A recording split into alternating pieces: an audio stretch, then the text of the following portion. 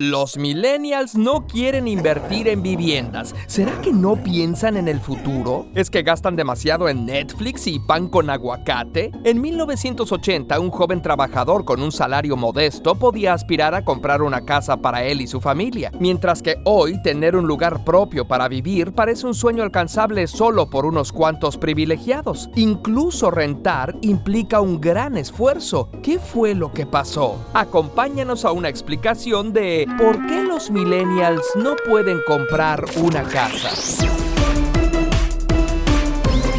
Bueno, no es que sea completamente imposible, pero las dificultades son cada vez mayores y para las nuevas generaciones es cada vez menos alcanzable. Y es algo que pasa en todo el mundo, y esto se debe a 4 motivos. El primero es que desde hace décadas existe una pérdida general de poder adquisitivo. El poder adquisitivo es la cantidad de bienes o servicios que se pueden comprar con cierta cantidad de dinero. Seguramente ya sabes que existe la inflación, la tendencia a que las cosas que compramos aumenten de precio. La inflación no sería problema si los salarios aumentaran al mismo ritmo, pero pues no. Por ejemplo, en México en 1970 el salario mínimo por día era de solo 32 pesos, mientras que en 2023 es de 207 pesos. Pero en 1970 el litro de leche costaba solo 2 pesos, por lo que con un salario diario se podían comprar 16 litros de leche. Y ahora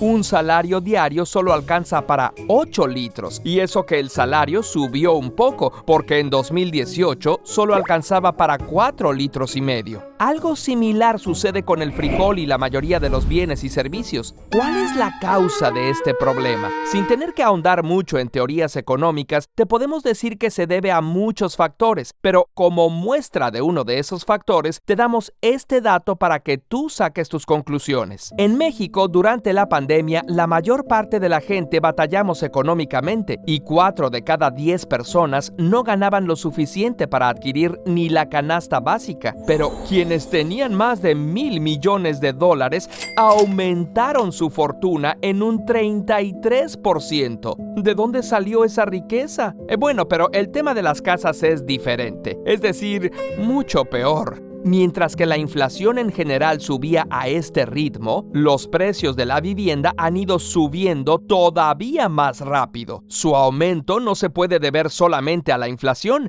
Entonces, ¿a qué se debe? La segunda causa es el aumento y concentración de la población. Como cada vez somos más y al parecer nos encanta vivir amontonados en ciudades, entra en juego lo que ciertas teorías económicas llaman la ley de la oferta y la demanda. La vivienda se vuelve un bien escaso, es decir, hay poca oferta y muchas personas desean adquirirla, o sea, hay mucha demanda. Esto hace que suban los precios. Ahora bien, no se trata de una ley natural y los precios no suben solitos. Detrás hay dueños de inmuebles que se dan cuenta de que pueden cobrar más y deciden hacerlo, sobre todo si notan que hay muchas personas que los desean y por lo menos algunas que tienen la capacidad económica de pagar los nuevos precios. Eso nos sirve para entender la tercera razón, que es la gentrificación. ¿Qué es eso? La palabra proviene del inglés gentry, que se refiere a una clase social integrada por familias de alta cuna. Hablamos de gentrificación cuando en un barrio popular, posiblemente descuidado, se hacen modificaciones arquitectónicas y comerciales con el fin de mejorarlo. Por ejemplo, mejorar la iluminación, los árboles y poner algunos negocios de mayor prestigio. Y suele ocurrir que estas zonas remasterizadas atraen a habitantes de mayor poder adquisitivo.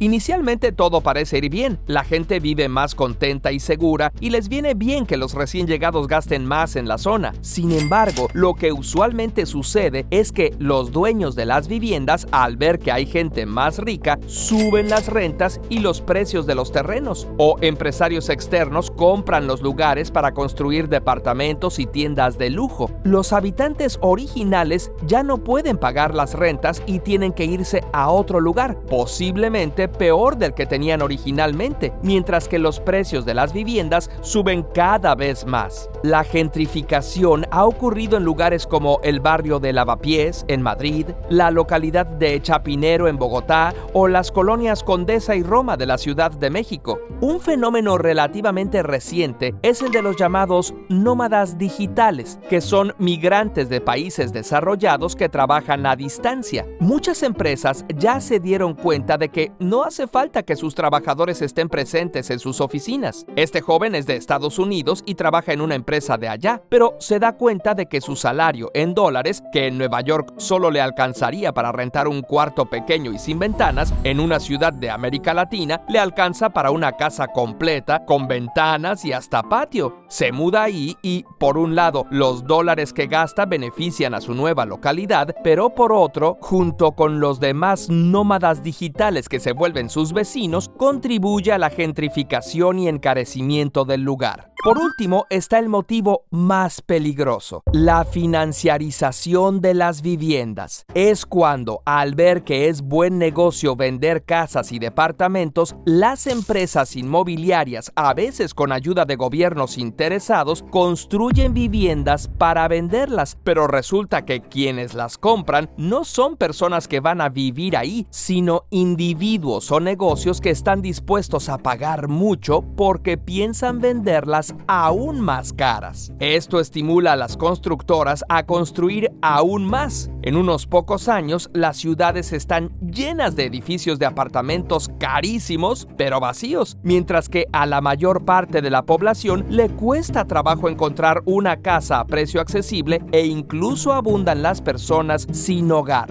Para acabarla, esta especulación crea una burbuja económica, una espiral de precios cada vez más absurdamente altos que al final, ¡pop!, revienta dejando a un montón de gente endeudada de por vida. Y a veces el gobierno interviene y, con la idea de ayudar a la economía, les regala dinero a los empresarios, quienes acaban más ricos y con ganas de repetir el experimento. Todas estas razones contribuyen para que hoy en día una persona que quiera comprarse una vivienda mediana en México tendría que ganar por lo menos 60,000 pesos mensuales durante 20 años. ¿El salario promedio de un profesionista? 20,000 pesos al mes. Y frente al encarecimiento de la vivienda, ¿qué podemos hacer? En primer lugar, darnos cuenta de que el costo de las habitaciones no sube solo ni de manera natural, sino porque hay quienes buscan generar riqueza de manera injusta. Prestar atención a los procesos de gentrificación que puedan estarse dando y exigir que se regule la especulación inmobiliaria y la construcción desordenada. Y por último, insistir a los gobiernos que implementen estrategias para asegurar el derecho a la vivienda, porque según las organizaciones y tratados internacionales, la vivienda es un derecho, no una mercancía. Tener un lugar digno donde vivir no tiene por qué ser un privilegio. Curiosamente, ¿tú has tenido problemas de vivienda? Queremos leer tu opinión en los comentarios. ¿Te gustó nuestro video? Dale like y compártelo. Y si te gustaría que hiciéramos más e incluso sugerirnos temas, apóyanos con el botón unirse o en patreon.com/curiosamente.